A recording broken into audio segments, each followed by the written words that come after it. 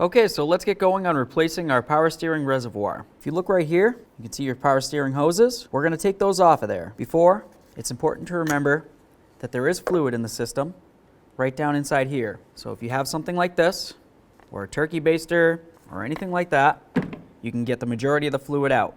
What you could also do is take something as simple as a cup, stick it right down in here, so it's underneath, right where the fluid's hopefully going to go, and then we're going to remove these clamps.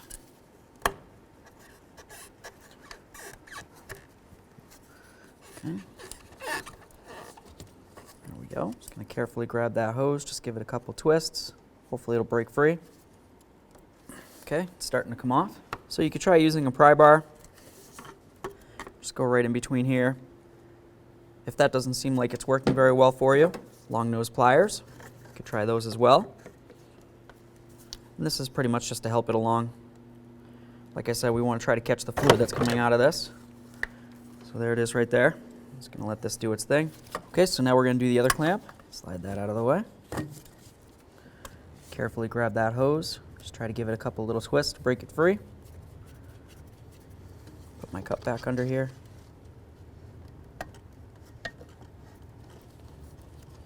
Okay, we're going to have more fluid coming out.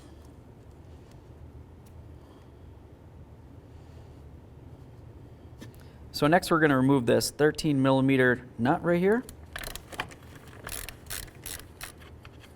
Grab the unit, slide it up and out. Let's start the installation. 13 millimeter nut. Lower hose. Make sure you get that clamp back on there. We're going to try to put that clamp exactly where we got it from. Double check, make sure it's on all the way around. Now we're going to grab our other hose. Grab that clamp.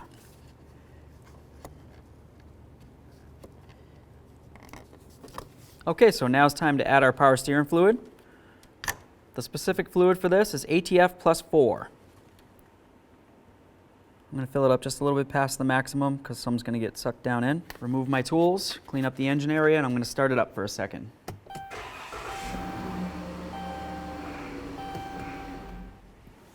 Okay, so as you can tell, the fluid sucked down like I said it would. Now we're going to add some more, get it right up to that maximum line. I like to let it sit for a second, especially if you look inside and you can see a whole bunch of little bubbles. I like to let any little air bubbles that might be inside the system work their way to the top, and then we'll restart it and recheck the fluid again.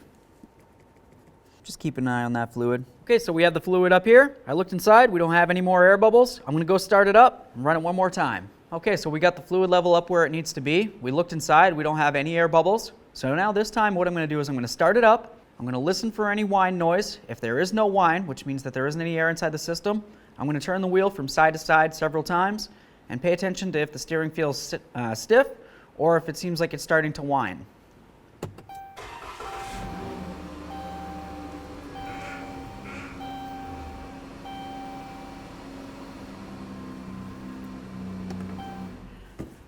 All right, so we can see our fluid level right here.